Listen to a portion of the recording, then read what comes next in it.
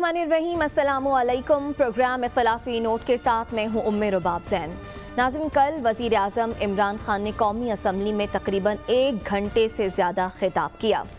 कल दो चीज़ें बहुत मुख्तलिफ थीं। एक तो वज़ीर आज़म इमरान खान का लहजा, वो वज़ीर आज़म जब से पहले असम्बली में आते थे अपोजिशन को चोर, डाकू और माफिया कहकर बुलाते थे। उनका लबो लहजा बदला बदला सा था। अपोजिशन को साथ लेकर चलने के बातों के वो इशारे दे रहे थे। दूसरी तरफ अपोजिशन ने भी वज़ीर आज़म इमरान खान की स्पीच के दौरान हस्बे रिवायत शोर शराबा करने के बजाय बड़ी तसल्ली से उन्हें सुना। अपोजिशन से मुतालिक कल के इस खिताब में वज़ीर आज़म इमरान खान साहब क्या कह रहे हैं वो देखिए, फिर यहीं से गुफ्तगू का आगाज़ करेंगे। स्पीकर साहब, मेरा कोई किसी से लड़ाई नहीं है। मैं पहले दिन से जब यहाँ आया हूँ, तकरीर नहीं करने दी मुझे। जब मैं बात करता हूँ शोर मचता है, गलत बातें करती है। मेरी किसी से कोई लड़ाई है?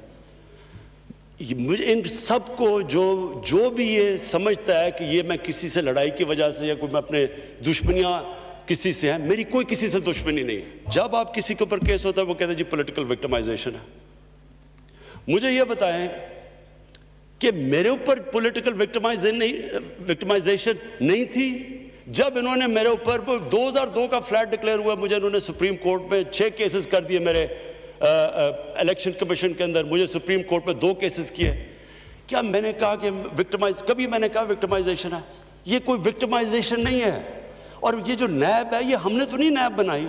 एक आदमी हमने भर्ती नहीं करवाया। नैब तो पुरानी है, 90% केसेस भी पुराने हैं, लेकिन गालियाँ। वज़ीर आज़म के इस बदले बदले लहजे से ही प्रोग्राम का आगाज़ करेंगे। हबीब साहब, 2 साल तक तो वज़ीर आज़म का लहजा बड़ा सख्त था, वो चोर डाकुओं के साथ चलने को तैयार नहीं थे। अब अचानक आके तब्दीली कैसे आ गई? वो तो कह रहे हैं कि मेरी किसी से कोई दुश्मनी नहीं है। देखिए, आज मेरे लिए भी जब मैंने कल ये बयान सुना तो मेरे लिए भी हैरत की बात थी कि वज़ीर आज़म एक तो असम्बली में आए, बड़ी बात है, ये खुशाइंद बात है कि वज़ीर आज़म असम्बली में आकर ही अपनी बात कहे।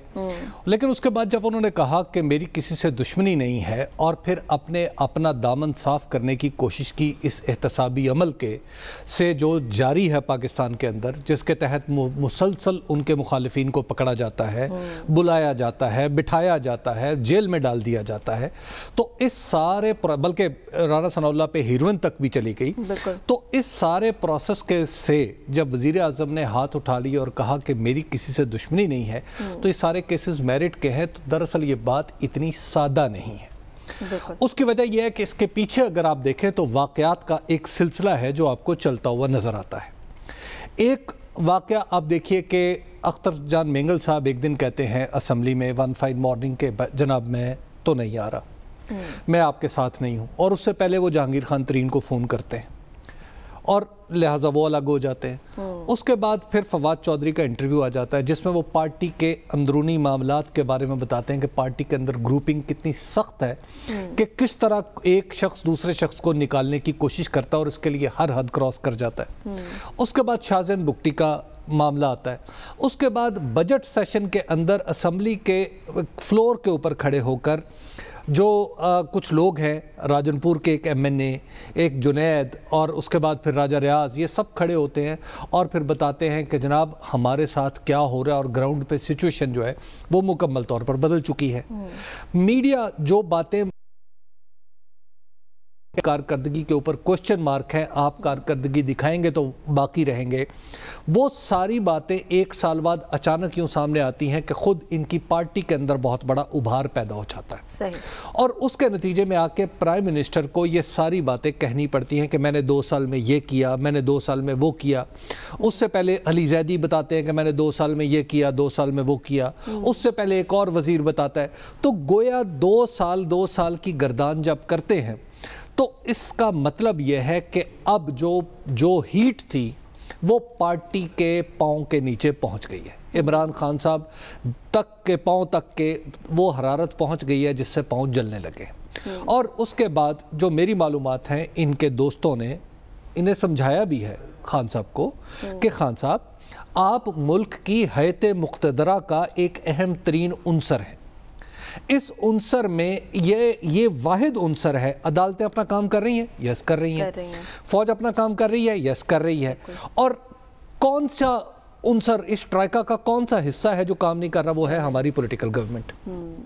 पॉलिटिकल गवर्नमेंट की हालत यह है कि एक कानून पास नहीं करवा सकती। वजीर आजम खुद कह रहे हैं कि मैं तकरीर करूं तो शोर मचता है। तो भाई ये सारी बातें आपको 2 साल, बिल्कुल लोग कह रहे थे कि आप लहजा नरम करें, लोग कह रहे थे आपने काम आगे बढ़ाना है तो चीज़ों को इस सबको साथ लेके चलें।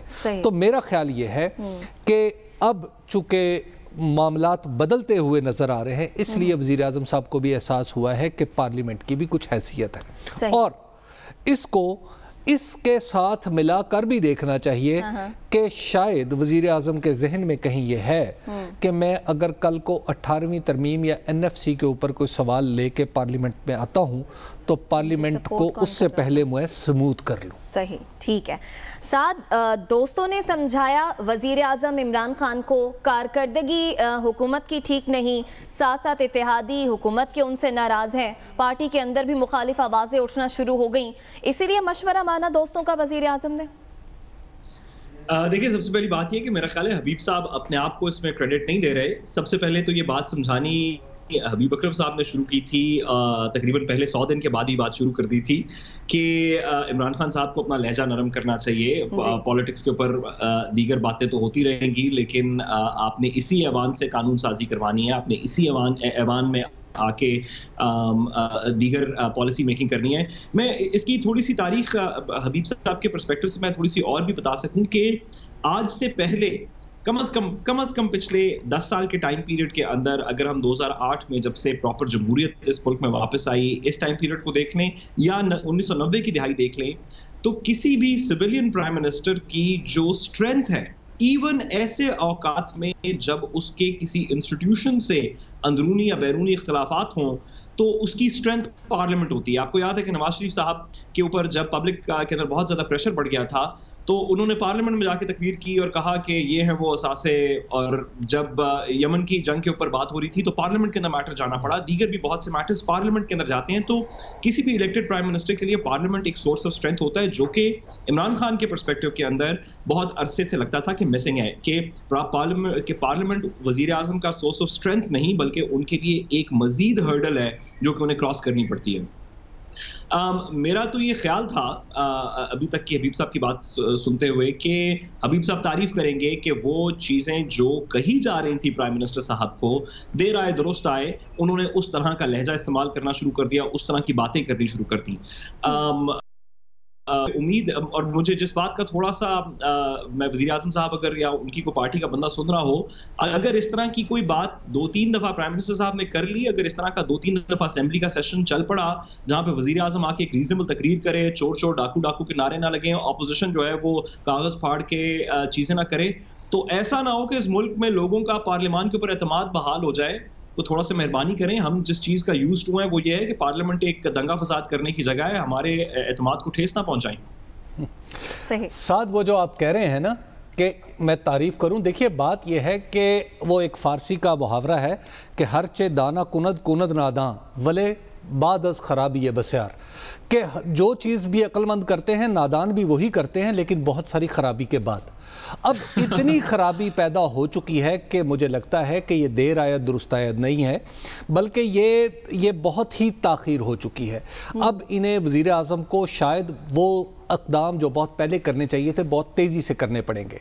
इन्हें कुछ लोगों को मंजर आम से हटाना पड़ेगा। जैसे बड़ी अच्छी बात है कि शहजाद अकबर और फ़रोग़ नसीम इस वक्त मंजर आम से गायब हैं, तो गोया एक रिकन्सिलिएशन प्रोसेस को खुद ब खुद एक महमेज़ मिलती है। जब आप रोज़ाना की बुनियाद पर एक शख्स आके लोगों के बारे में झूठे सच्चे कागजात ऐसे लहरा रहा होगा तो उसका नतीजा क्या होगा? हमने तारीख में देखा है कि यहाँ पे सैफुर रहमान नवाज शरीफ के दौर में, जिसे एहतसाबुर रहमान कहा जाता था, वो आसिफ अली जरदारी के कदमों में गिर गया था। आप कल को अगर कदमों में गिरना चाहते हैं तो बिस्मिल्लाह, आप जरूर गिरें। पाकिस्तान में हमने तो पाकिस्तान में ही रहना है, हमने तो आप लोग तो पता नहीं कहां से आ गए हैं। तो ये जो इस तरह के लोग कागज लहराते हुए आते हैं, इनके बारे में क्या आपको पता है पूरी मालूमात? पूरी मालूमात काबीना के लोगों को नहीं पता कि ये कौन है। तो जब ऐसे लोग, गुलाम सरवर साहब हबीब साहब ये बात कर भी चुके हैं। मैं हबीब साहब आपसे सवाल भी इसमें पूछना चाहता हूं कि क्या आपके ख्याल में, आपके तजर्बे में, और जरा वाज़ेह कीजिएगा, क्या ये सिर्फ बजट तक की कहानी होगी या इस स्ट्रैटेजी की जो कि थोड़ी रिकंसिलिएशन की, थोड़ी सॉफ्टनेस की, रिकंसिलिएशन तो नहीं कहना चाहिए, थोड़ी सॉफ्टनेस की स्ट्रैटेजी प्राइम मिनिस्टर साहब, जिसमें फॉरेन पॉलिसी के ऊपर बहुत सी बात हुई, मईशत के ऊपर उन्होंने बात की, क्या ये पोस्ट बजट भी चलेगी या ये एक शॉर्ट टर्म मेजर आपके ख्याल में? मेरा ख्याल ये है साथ के जहाँ तक ये जो मामलात है ना इत्तेहादियों वाले और पार्टी के अंदर इख्तलाफात वाले, ये तो बजट तक चलेंगे। यानी बजट की वजह से बहुत सारे लोगों की बात सुनी जाती है और फिर वो लोग इंतज़ार करते हैं 1 साल तक। वरना आप सोचिए ना कि क्या राजा रियाज साहब को वज़ीर आज़म बुला के पूछेंगे फैसलाबाद के क्या मसाइल हैं, तो उन्हें ये बातें करने का इसी वक्त मौका मिलता है, इसी वक्त वो सुनते हैं, तो लिहाजा ये बातें तो सुनी जाएंगी। ये सारे मामलात इस बजट के बाद आपको शायद नज़र भी नहीं आएंगे। इत्तेहादियों के मामलात कहीं यानी थोड़े बहुत अड़फस के साथ चलते रहेंगे और वो आगे भी चलेंगे। लेकिन ये जो रिकंसिलिएशन है ना, उसकी वजह यह है कि अगर ये पाकिस्तान तहरीक इंसाफ के अंदर का इनिशिएटिव होता तो मैं यकीन से कह सकता था कि वो सिर्फ बजट तक चलेगा। ठीक है हबीब साहब, अब इन्हें मामला आगे तक चलाने पड़ेंगे। तहरीक इंसाफ के सीनियर रहनुमा शफकत महमूद साहब हमारे साथ मौजूद हैं। शफकत महमूद साहब, शुक्रिया आपके वक्त का। सर, वज़ीर आज़म ने लहजा बदला, जो कि बहुत अच्छी बात है। ये बात पहले से ही हो रही थी कि इतनी सख्ती नहीं होनी चाहिए लहजे में, इसकी वजह क्या है? ये देखें, वज़ीर आज़म साहब ने कल जो तकरीर की है वो कौमी अमूर पे तकरीर की है और उसमें उन्होंने जो इम्पोर्टेंट इश्यूज थे उनके बारे में डिस्कस किया। जो कोरोना का चैलेंज है उसके बारे में बात की, जो इकोनॉमिक चैलेंज है उसके बारे में बात की, जो फॉरेन पॉलिसी में हमारी पेशरफ्त हुई है उसके बारे में बात की, जो उनका एक विजन है कि पाकिस्तान में वो वैल्यूज हों, वो चीज़ें हों, इक़दार हों जो कि मदीना की रियासत में थी। लेकिन शफकत साहब, कल एक रिकंसिलिएटरी टोन थी, कह रहे थे मेरी किसी से दुश्मनी नहीं है।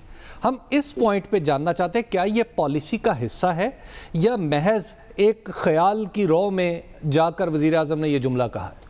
और सर, क्या ये शॉर्ट टर्म है सिर्फ बजट तक, या अब ये वज़ीर आज़म साहब की नई पॉलिसी होगी कि बजाय कि वो चोर चोर डाकू डाकू वाली कॉन्वर्सेशन हो, ये हो इस तरह की अल्फाज में बात करेंगे कि मेरा किसी से कोई दुश्मनी नहीं है, एहतसाब का अमल मेरे से इंडिपेंडेंट है, मैं किसी की पॉलिटिकल विक्टिमाइजेशन नहीं कर रहा? देखिए, उनकी कभी भी किसी से कोई जाती दुश्मनी नहीं थी और ये जो एहतसाब का अमल है ये आपको पता है कि नैब हमने नहीं बनाई। 5 साल एक पार्टी ने हुकूमत की, 5 साल दूसरी पार्टी ने हुकूमत की, एक लफ्ज नहीं उन्होंने नैब के एक्ट का तब्दील किया। तो इसलिए ये और 90% जो केसेस इस वक्त नैब में चल रहे हैं वो केसेस है जो हमारे पावर में आने से पहले के दर्ज हुए हुए हैं। तो इसलिए इसको कहना कि जी को हमारी तरफ से कोई जाती या पीएम की प्राइम मिनिस्टर की जाती रंजिश की वजह से कोई केस बने या नैब बना, तो ये तो मेरा ख्याल है कि मुनासिब नहीं होगा। और लेकिन मुझे थोड़ा सा अफसोस ये हुआ कि प्राइम मिनिस्टर ने तकरीर की एक इंतहाई क्या कहना चाहिए कौमी अमूर पे, और उसके जवाब में जब बिलावल ने तकरीर की तो उन्होंने अजीब अजीब अलकाबों से नवाजा। कभी कहा जाहिल कहा, कभी नलायक कहा, कभी कुछ कहा। और मुझे बड़ा अफसोस हुआ कि एक बंदा जिसने जिंदगी में ज़ाती तौर पे किया और वो मतलब इस किस्म की चीजें, इस किस्म की बातें, मुझे बड़ा अफसोस हुआ उसकी टोन के ऊपर। और जी, अगर आपके बकौल कोई रिकंसिलिएशन थी तो उसका जवाब जो है वो आपने सुन लिया कि क्या था। अच्छा शफकत साहब, ये बताइएगा कि आपको इस वक्त पॉलिटिकल महाज पे 2 तरह के चैलेंजेस का सामना है। एक, आपकी पार्टी के अंदर कुछ लोग, ज़ाहिर है मैं फवाद चौधरी की बात को नहीं रिलेट कर रहा, बल्कि मैं पार्टी के अंदर जैसे राजनपुर के एक साहब खड़े हुए, जुनेद साहब खड़े हुए, राजा रियाज साहब खड़े हुए, इन सब लोगों ने उठ के बात की कि मामला ज़मीन पर कुछ और है, पार्टी के अंदर और पार्टी के बाहर इत्तेहादियों के साथ रिकंसाइल करना है आपने। तो ये बताइएगा क्या बजट तक ये चीज़ मुमकिन होगी, और अगर ऐसा ना कर पे तो बजट खतरे में तो नहीं पड़ जाएगा? नहीं, बजट बिल्कुल खतरे में नहीं है। पहली तो बात यह है कि हबीब साहब, मैं 30 साल से तो डायरेक्टली सियासत में हूँ, उससे पहले भी देख रहा हूँ, ये हमेशा नाराजगियाँ भी होती हैं, रंजिशें भी होती हैं। अभी मैं एक आधा घंटा पहले मजारी साहब के साथ बैठा था और भी वहाँ पे लोग थे, बुतानी साहब थे। ये देखें, रंजिशें, नाराजगियाँ फैमिलीज में नहीं होती, लेकिन कोई ऐसी बात नहीं है। बिल्कुल जितने लोग हुकूमत के साथ हैं, वो बिल्कुल साथ हैं। जो हमारे एलाइज हैं उसमें से हम कोशिश कर रहे हैं कि अख्तर मैंगल साहब जो नाराज होकर गए हैं उनको भी हम मना लें। शाहजैन बुख्ती साहब के साथ आज मुलाकात हुई है, वो बिल्कुल फुली सपोर्ट कर रहे हैं बजट में। तो कोई दूर दूर तक इस चीज का चांस नहीं है कि बजट को भी खतरा कोई हो, बल्कि नॉट ओनली कि बजट पास होगा बल्कि हुकूमत मजबूत है, कोई प्रॉब्लम नहीं है। अच्छा शफकत साहब, एक सियासत के साथ साथ क्योंकि आपका इन पर्टिकुलर जिक्र भी किया प्राइम मिनिस्टर साहब ने, अगर मैं आपकी मिनिस्ट्री के मुतालिक भी एक सवाल पूछ लूं क्योंकि लोग इस पर कुछ बात कर रहे हैं। बड़ा एक अच्छा इनिशिएटिव जो कि पीटीआई के मैनिफेस्टो का था कि हम एक यूनिफाइड कार्यक्रम जो है वो इंट्रोड्यूस करेंगे।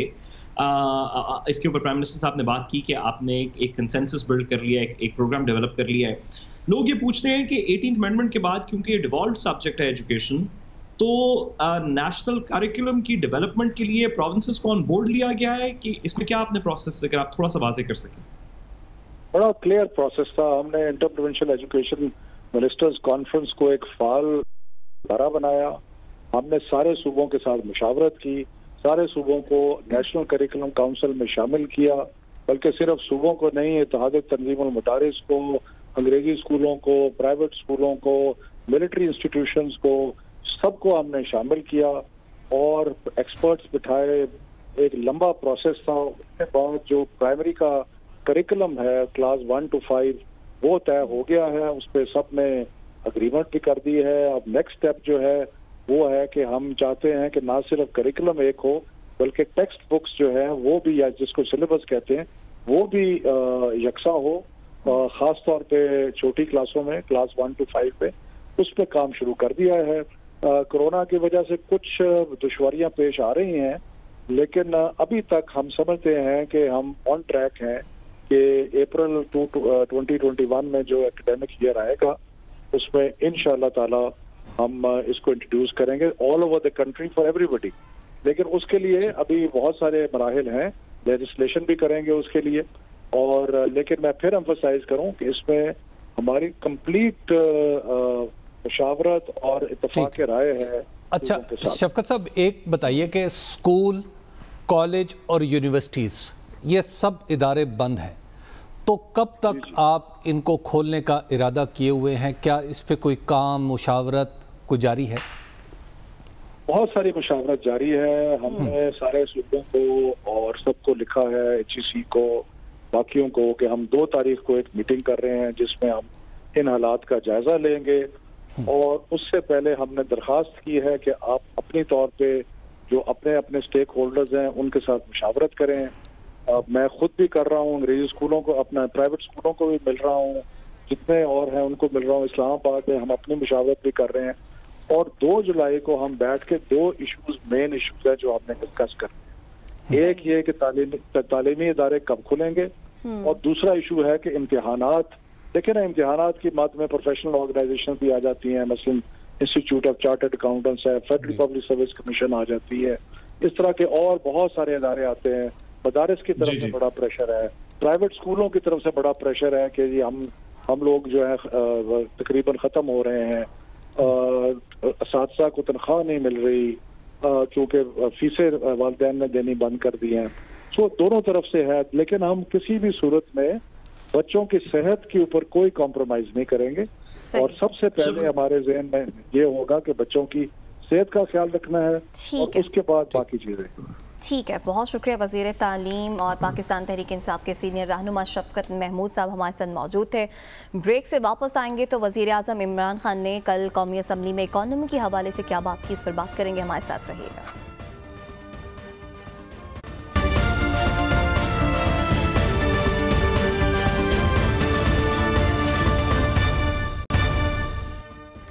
वेलकम बैक नाज़रीन। कल कौमी असम्बली के ऐवान में इज़हार ख्याल करते हुए वज़ीर आज़म इमरान खान ने 2 साला कारकर्दगी बताई। मईशत के हवाले से प्राइम मिनिस्टर क्या दावे करें वो देखिए, फिर इनमें हकीकत क्या है इस पर बात करेंगे। हमें तो ऐसे लग रहा है कि हमें कोई स्विट्जरलैंड की इकॉनमी मिली थी, हम तो उसी में परफॉर्म करना है जो हमें मिली थी। जो हमें इकॉनमी मिली ये पाकिस्तान की तारीख का डॉलर सबसे बड़ा डेफिसिट था 20 अरब डॉलर। 20 अरब डॉलर से आज 3 अरब डॉलर पे हमारी करंट अकाउंट डेफिसिट आया। 2013 में 16,000 अरब रुपए का कर्जा था।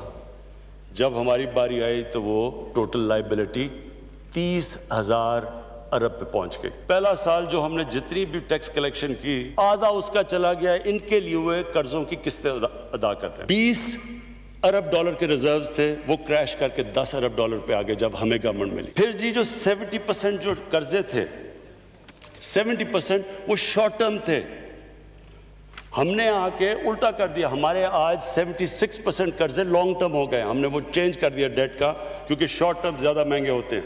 हमारा प्राइमरी डेफिसिट सरप्लस पे तो नहीं आया, लेकिन लेवल हो गया। हमारा प्राइमरी डेफिसिट खत्म हो गया। पिछले 3 साल में सबसे ज्यादा टैक्स इकट्ठा हुआ 17% पे। हमारा नॉन टैक्स रेवेन्यू 33% बढ़ा। हमारी फॉरेन डायरेक्ट इन्वेस्टमेंट 1 अरब डॉलर से गई 2.1 अरब डॉलर पे डबल हुई फॉरेन डायरेक्ट इन्वेस्टमेंट। हमारी रेमिटेंसेस में 3% इजाफा हुआ। हमारी एक्सपोर्ट्स मार्च के अंदर जब ये कोविड से पहले जो हमारी एक्सपोर्ट्स थी, वो पिछले 10 साल में सबसे तेजी से ऑन अ मंथ बेसिस हमारी एक्सपोर्ट्स बढ़ रही थी।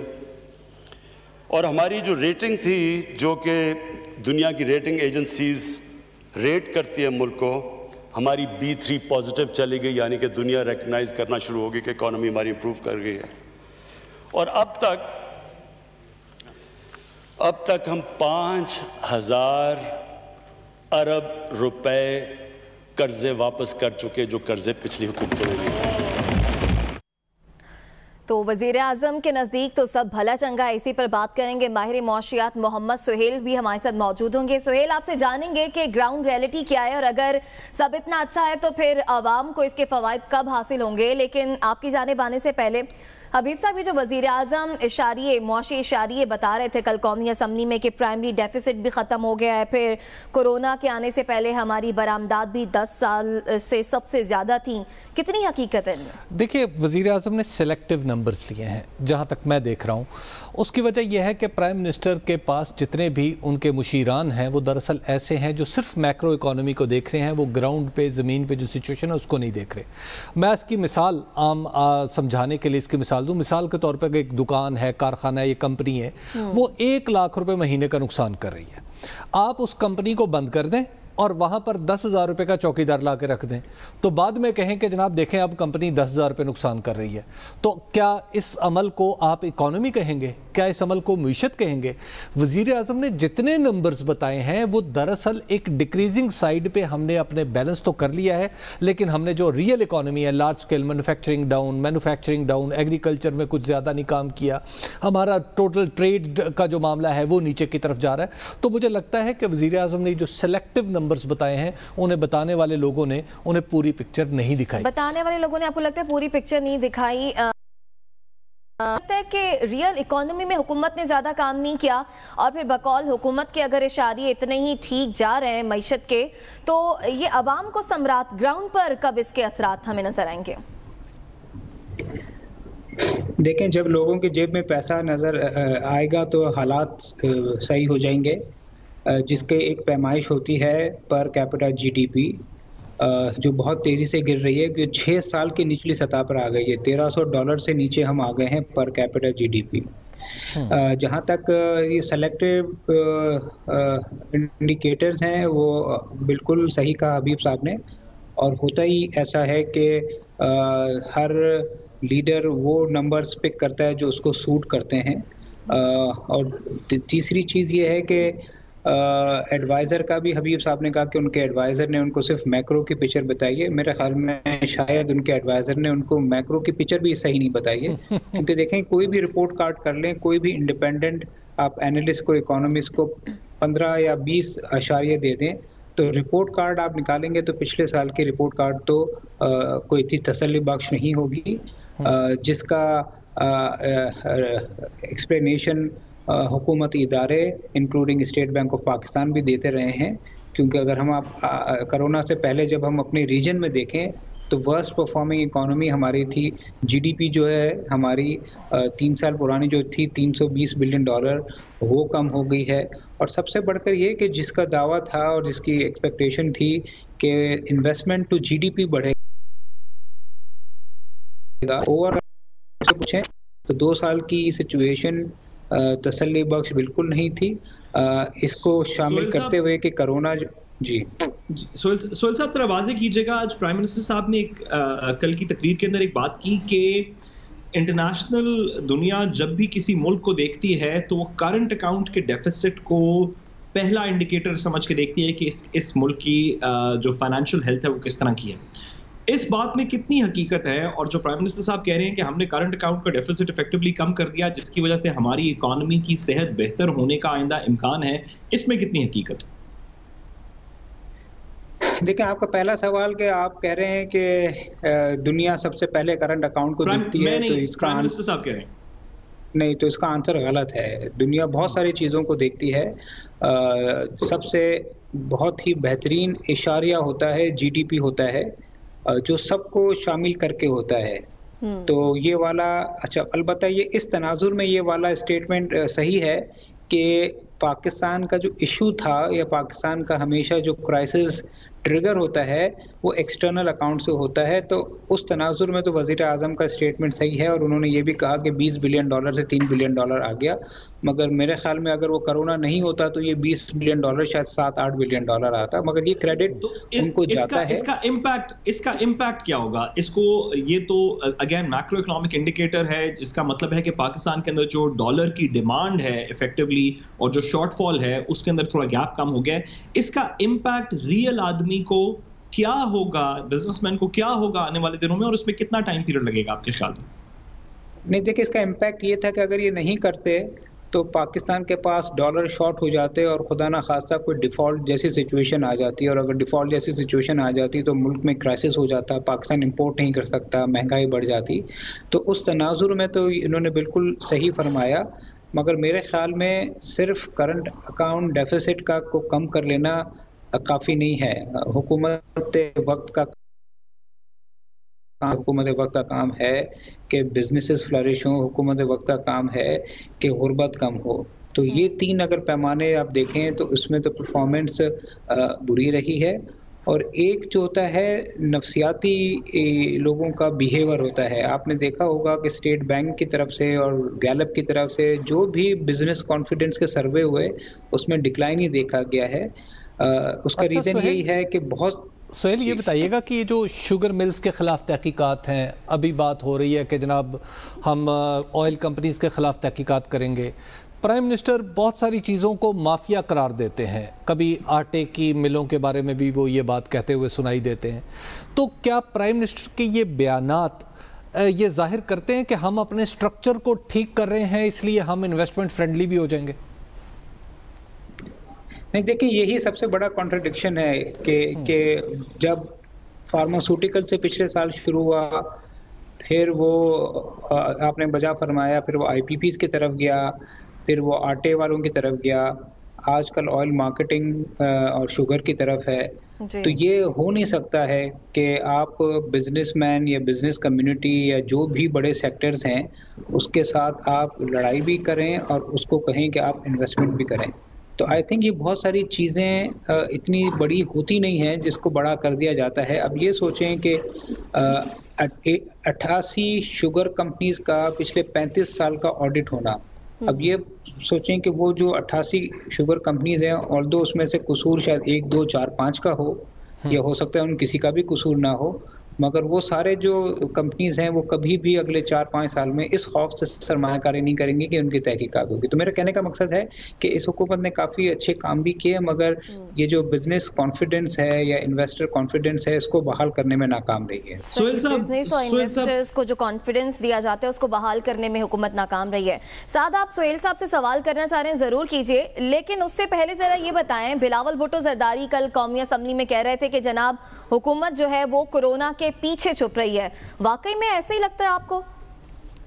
देखिए, बिलावल भुट्टो जरदारी साहब, बसद एहतराम मैं कहूँ कि जब ये पार्लियामेंट्री टर्म शुरू हुई थी, इफेक्टिवली जब इमरान खान साहब इलेक्शन जीत के गवर्नमेंट जब बनाई थी, तो हम सब ने बिलावल भुट्टो जरदारी साहब की उस वक्त की एक तकरीर सुनी और कहा कि देखिए कितनी मैच्योरिटी का उन्होंने इजहार किया है, कितनी तहम्मुल से वो बोले हैं, कितने रियल इश्यूज के ऊपर बात की है।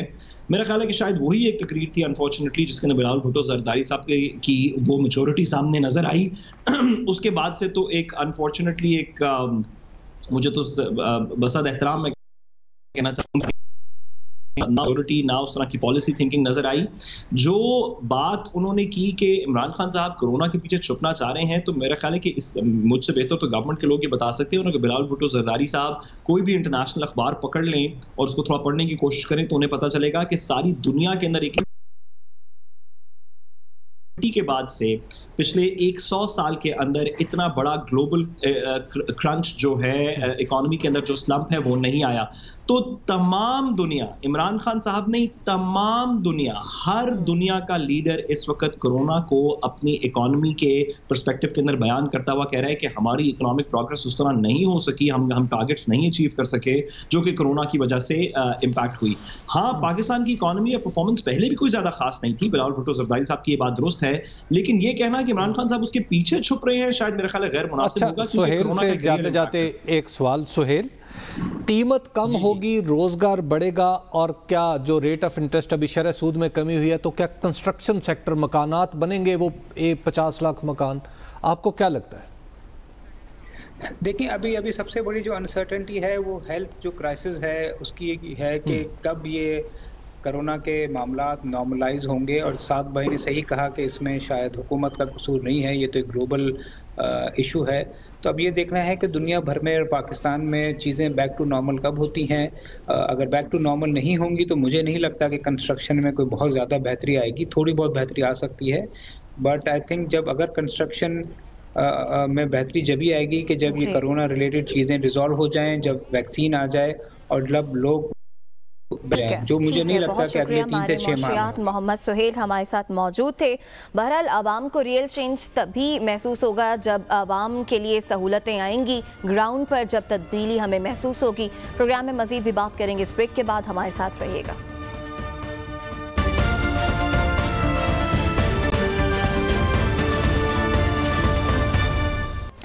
वेलकम बैक नाज़रीन।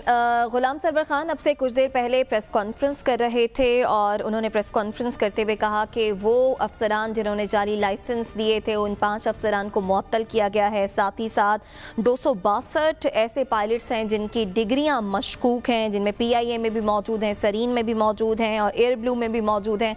और वो ये भी कह रहे हैं कि ये जो भी बेज़ाब्तगियाँ हुई, लाइसेंस जाली दिए गए, ये हमारे दौर में नहीं हुए, साबिका दौर में हुए। इस हवाले से वो मज़ीद क्या बता रहे हैं वो देखिए, फिर यहीं से गुफ्तगू का आगाज करेंगे। ये जितने भी पायलट्स हैं जिन लोगों के खिलाफ इंक्वायरी हुई या जो लोग रिक्रूट हुए, ये सब 2018 से पहले के लोग। हमने ये रिफॉर्म्स का प्रोसेस शुरू किया है, जहाँ कुछ गलत हो रहा था उसे ठीक करने की कोशिश कर रहे हैं। टोटल कमर्शियल पायलट्स जो पाकिस्तान में सर्व कर रहे हैं वो 753 हैं। PIA में 450 पायलट्स काम कर रहे हैं, 450। जो पायलट्स अंडर क्वेश्चन हैं, इंडिक्टेड हैं, वो 262 हैं, जिनमें से PIA के 141 हैं। ये सारे मशकूक लाइसेंसों वाले। हबीब साहब, ये जाली लाइसेंस का मामला और भर्तियों के हवाले से तो गुलाम सरवर खान कह रहे हैं कि ये साबिका दौरे हुकूमत में हुए। साबिका दौरे हुकूमत पर एक इल्ज़ाम ये भी है कि PIA उन्हीं के दौर में बर्बाद हुई। फिर कुछ शख्सियात पर इल्ज़ाम है कि PIA के खर्चे पर होता रहा। देखिए, अगर आपका इल्ज़ाम, मैं उस आगे बढ़ने से पहले, अगर आपका इल्ज़ाम ये है कि मुशाहिदुल्लाह खान, सेनेटर मुशाहिदुल्लाह खान के हवाले से बात चलती रही है कि उनका इलाज जो है वो PIA के खर्चे पे हुआ, तो ये बात मैं पूरी जिम्मेदारी के साथ कह सकता हूँ कि ऐसा नहीं हुआ। अच्छा। मुशाहिदुल्लाह खान साहब से मैंने बात भी की और फिर उनसे मैंने कुछ तहरीरी दस्तावेज़ात भी मंगवाई जो मेरे पास मौजूद है। तो मुशाहिदुल्लाह खान साहब इस इल्ज़ाम से बरी हैं। ये उनके ख़िलाफ़ एक सियासी इल्ज़ाम है, वो बस फिर चलता रहता है जैसे सियासी इल्ज़ाम, इसमें कोई सदाकत नहीं है। सही। बाकी जहाँ तक PIA के अंदर ख़राबी है ना, तो PIA के अंदर सिर्फ ख़राबी ये नहीं है कि इसके अंदर पायलट जाली है, या पाकिस्तान की एविएशन के अंदर ख़राबी नहीं है कि पायलटों के 30% या 40% पायलटों के लाइसेंस मशकूक है। देखिए, इसमें आज जो वो कुछ कह रहे थे कि पीआईए को 2023 तक हम यहाँ तक ले जाएंगे, उन्हें पहले कुछ स्ट्रक्चरल चीज़ें ठीक करनी है। नंबर 1, पीआईए को अगर ठीक करने का पहला कदम है ना, वो ये है कि इसके सरबराह को कराची में बिठा दे। कराची का सरबराह इस्लामाबाद में बैठ के रिमोट कंट्रोल से पीआईए चलाएगा ना, तो फिर पीआईए के ना जहाज चलेंगे ना पायलट चलेंगे। ठीक है, ठीक है। साद, आपका कमेंट। गुलाम सरवर खान कह रहे हैं कि ये जो लाइसेंस दिए गए और भर्तियां हुई, हमारे दौर में कुछ नहीं हुआ, और फिर 162 ऐसे पायलट्स हैं जिनके जो लाइसेंस हैं वो मशकूक करार दिए गए। देखिए, ये क्रिमिनल नेग्लिजेंस है। कानून के अंदर जिस चीज को क्रिमिनल नेग्लिजेंस कहा जा सकता है वो इस तरह की बात है। 2008 के बाद से लेके, खासतौर पे एयर ब्लू के जो इस्लामाबाद का क्रैश हुआ था उसके बाद से लेके पाकिस्तान के अंदर कहते हैं कि 6 कम से कम मेजर एयरलाइन एक्सीडेंट्स हो चुके हैं और डजन्स के लिहाज से माइनर एक्सीडेंट्स हो चुके हैं जिसके अंदर लोगों की जानें गई हैं। मेजर एक्सीडेंट्स में लोगों की जानें गई हैं। वो तमाम लोग जो कि मशकूक लाइसेंस देने के अंदर शामिल थे, लेने के अंदर शामिल थे, फैसिलिटेट करने में शामिल थे, उस वक्त के सिविल एविएशन अदारे के सरबराहान, उस वक्त के हुकूमती अदारान। माजरत, वक्त की कमी, हमें क्लोजिंग की जाने बढ़ना है। प्रोग्राम से इजाजत दीजिए, आपसे कल मुलाकात होगी। अल्लाह ने के बाद।